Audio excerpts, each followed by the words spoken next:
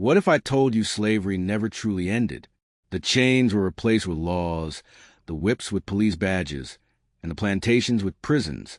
This isn't just history. It's happening right now.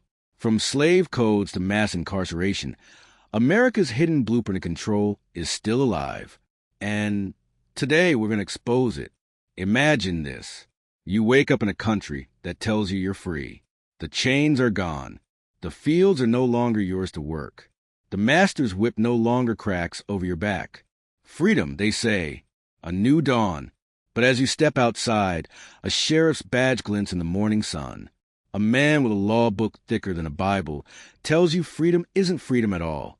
He says, you can walk, but only where we allow. You can speak, but not too loud. You can work, but only for wages we decide. And suddenly, you realize you're still in the same game. The chains have only changed shape. This is America's story. The story of the slave codes that never died. Slavery in America wasn't just brutality. It was paperwork. It wasn't just whips. It was ink. Long before emancipation, Southern lawmakers wrote slave codes, strict laws designed to keep enslaved Africans not just in chains, but in silence. No literacy. No assembly without white supervision. No right to testify in court. No right to strike a white man, even in self-defense. No right to buy freedom without approval. And these codes weren't random. They were designed with one purpose: to criminalize black existence itself. Think about it. Even joy became illegal. Drumming, an African tradition that carried memory and resistance, was banned. Education was banned. Owning a Bible you could read? Banned. Because knowledge, culture, and dignity were more dangerous than rebellion. The Civil War ends. Slavery is over. Black Americans walk out of plantations with nothing but their names, their scars, and their hope. But waiting for them is a new set of laws. Not called slave codes this time, but black codes. Vagrancy laws. If you didn't have a labor contract, you were loitering, arrested, fined, and leased out to plantations again. Apprenticeship laws. Children of black parents were apprenticed to their former enslavers, often until adulthood. Curfews. Free but not free to move. This was slavery with a mask on. The same machine, repainted, rebranded, and legalized. The so-called 13th Amendment abolished slavery, except as punishment for a crime. That one clause became the loophole of the century. Overnight, police and judges became the new slave catchers. Fast forward to the late 1800s. The Civil War is a memory, but the South is alive with new tactics. The Jim Crow system, legalized segregation, is born. Drinking fountains, schools, trains, restaurants. A color line drawn not just in ink, but in blood. But here's the chilling part. The spirit of the slave codes lived on. They said, you're free, but you can't vote unless you pass a literacy test. You're free, but if you walk into the wrong neighborhood, you'll be jailed for disturbance. You're free, but if you look a white woman in the eye, you risk lynching. The law became a weapon, and police became the whip holders of a new generation. Now pause with me here, because this is where the story deepens. The slave codes didn't die because America never killed them. They simply evolved, like a virus mutating with every new decade, hiding in new disguises. In the 20th century, they appeared as housing laws that banned black families from buying in white suburbs, school zoning that kept black children underfunded, job applications stamped Negro need not apply. And every time progress came, the system rewrote itself. The Civil Rights Act of 1964, it ended segregation on paper. But within years, schools found new ways to separate. Employers found new excuses. Politicians found new dog whistles. The tax on black success was never erased. It was automated. But let's not make this just about laws. Let's make it human. Take Ida B. Wells, journalist, truth teller. She exposed lynching at a time when newspapers called it justice. She showed that most lynchings weren't about crime at all. They were about economics, power, and control. Or Martin Luther King Jr., who didn't just march for civil rights, but against economic injustice. Days before his death, he spoke about sanitation workers in Memphis, Black men paid pennies while risking their lives. His message? The codes had changed, but exploitation was the same. Or even modern voices, workers, students, mothers, who still whisper the same fear. Don't run. Don't raise your voice. Don't look suspicious. Because in America, suspicion itself has always been a crime if you're black. If you stayed with me this far, thank you. These are not easy truths, but they are necessary ones. This is a story built on silence, and silence is how it survives. So, before we continue, make sure to like this video, subscribe to this channel, and share this story. Because the more people who know, the harder it is for history to be buried again. All right, let's go deeper. Today, look around.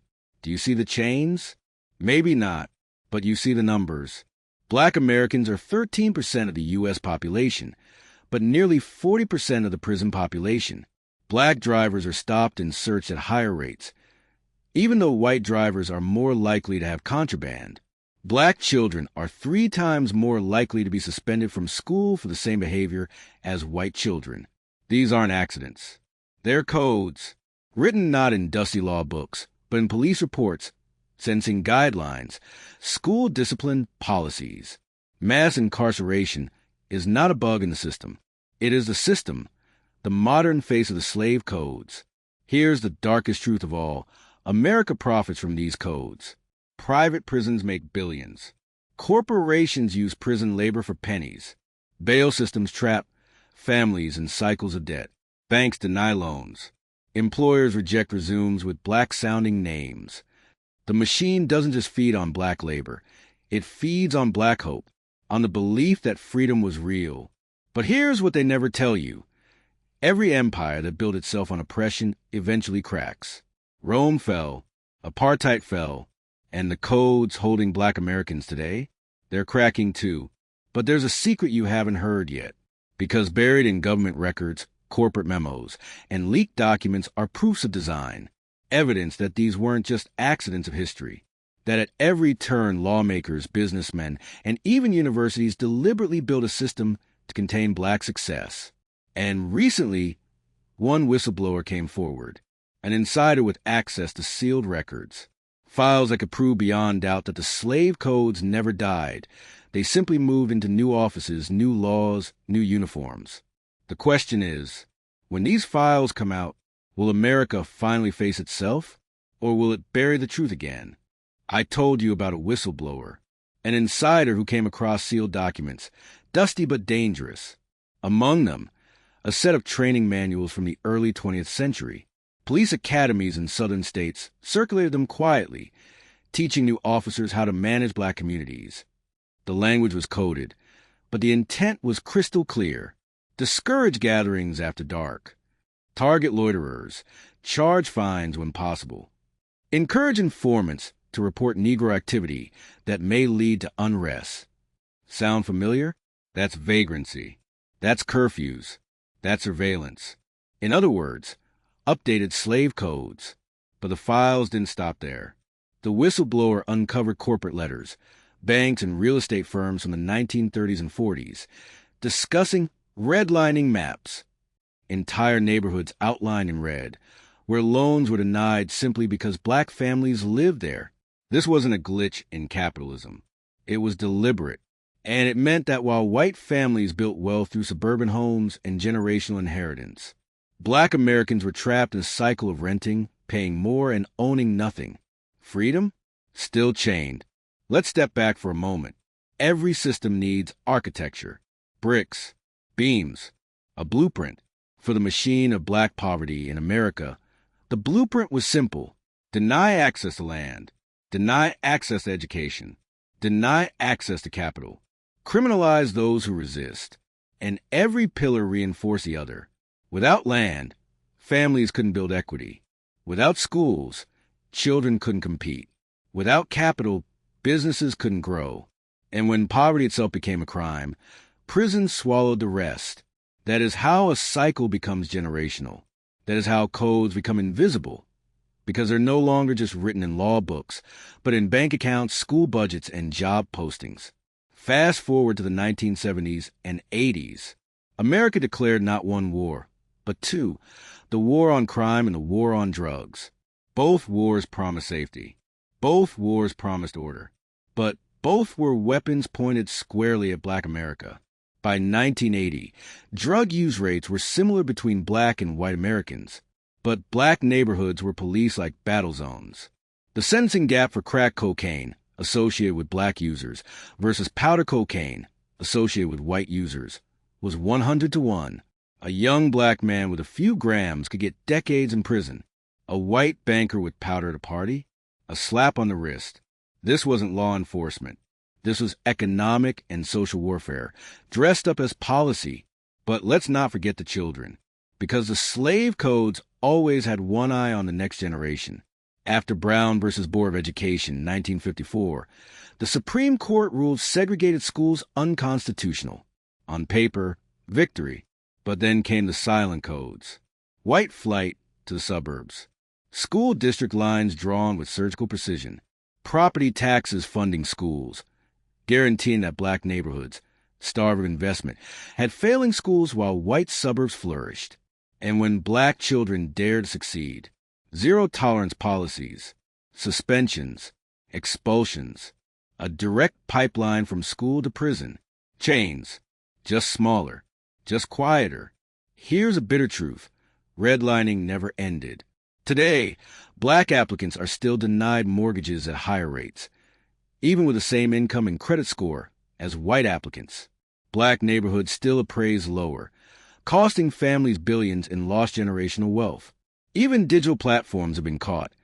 Algorithms on housing sites and credit card ads that quietly excluded Black users. The codes aren't ink on paper anymore. They're code and software. Invisible, automated, but just as deadly. But history isn't just oppression. It's resistance. And every generation has had its fighters. Harriet Tubman carried people to freedom. Ida B. Wells exposed lynching. The Panthers demanded dignity. King dreamed loudly. Malcolm roared. And today, journalists, lawyers, artists, and everyday families resist in quieter ways. By surviving, by thriving where the system says they shouldn't. Yet resistance has always come at a cost. From CINT-LPRO surveillance on civil rights leaders to modern anti-protest laws, the system punishes those who push back. The slave codes live on not only in who they chain, but in who they silence. You might ask, why tell this story again? Why dig up scars? Because history doesn't stay buried. It bleeds. Mass incarceration, police killings, disparities in healthcare, generational poverty. These are not accidents. They are echoes of the same design, a design built centuries ago in the slave codes. And unless we confront it, unless we see it for what it is, America will keep repeating it. Remember the whistleblower? The files didn't just contain manuals and maps. They contained letters between lawmakers, judges, and business leaders. One chilling line stood out, written in 1946 by a state senator. We no longer need chains or whips. The law will do our work for us. And in that moment, the truth is undeniable. The slave codes never died. They simply became the law of the land. The great tragedy is not that slavery existed. History is full of empires that enslaved. The greater tragedy is that America claimed to abolish it while carefully engineering its survival in new forms. From the original slave codes to Black codes, from Jim Crow to redlining, from tough on crime to digital discrimination, the pattern has been the same, a system designed to protect privilege while punishing resilience. And so the question remains, what must we do to dismantle the code, truly, finally, completely, so the next generation can inherit a country at peace with itself? The first weapon of every oppressive system is silence. The slave codes thrived because the world was told they were normal, even necessary. Jim Crow lasted because textbooks called it separate but equal. Redlining endured because it was hidden in bank files and zoning maps.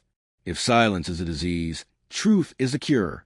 That means rewriting how history is taught, not just in universities, but in middle schools, churches, community centers, and family living rooms. Children must learn that racism was not a glitch in American history.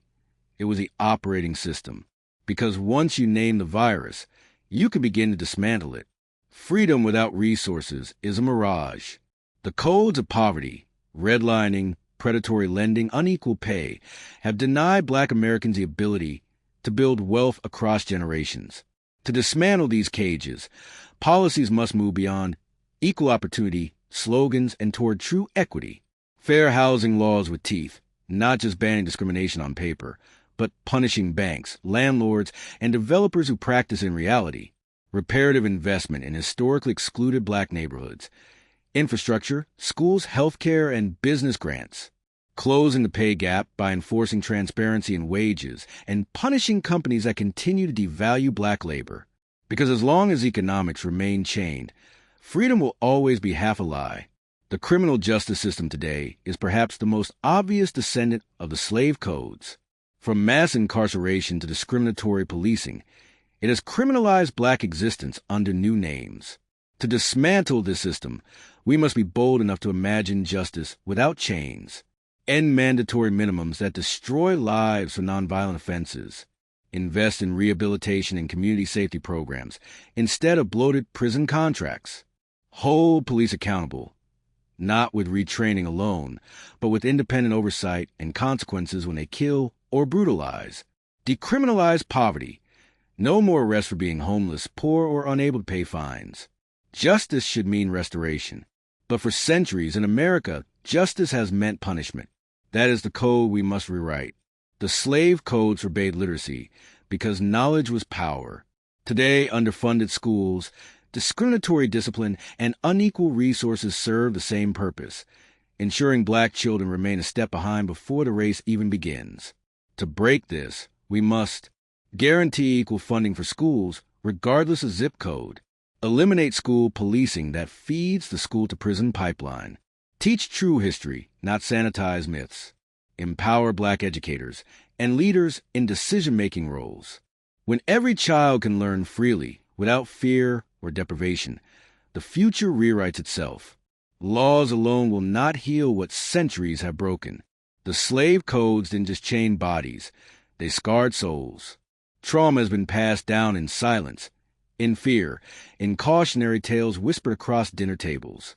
To dismantle the code fully, America must invest in healing, national acknowledgement of harms done, not just slavery, but every system built afterward, mental health resources for communities still carrying generational wounds, platforms for truth-telling like South Africa's Truth and Reconciliation Commission, where voices long silenced can speak freely and be heard, because without healing, history repeats itself. Hurt people hurt people. A nation cannot bury its crimes and expect peace to blossom over the graves. The slave codes worked because they divided. Poor whites were convinced their status was higher simply because they weren't enslaved. Immigrant groups were folded into whiteness in exchange for loyalty to the system. Division has always been the machine's fuel. To end the codes, solidarity must be stronger than division. Workers across color lines must see that exploitation is their shared enemy. Students, activists, and citizens must unite not in guilt, but in common purpose. To build a nation where no policy hides chains in its fine print, that doesn't erase race. It acknowledges race as a constructed weapon and refuses to let it be used again. Here's the hardest truth. Dismantling the code is not a one-time act. Because every time Black Americans won freedom, the system rewrote itself. Slavery became Black codes. Black codes became Jim Crow. Jim Crow became mass incarceration. And today, even algorithms carry bias forward. So dismantling the code means constant vigilance. It means watching every new law, every new technology, every new economic trend, and asking, who does this leave behind? Who does this target? Who profits from the silence?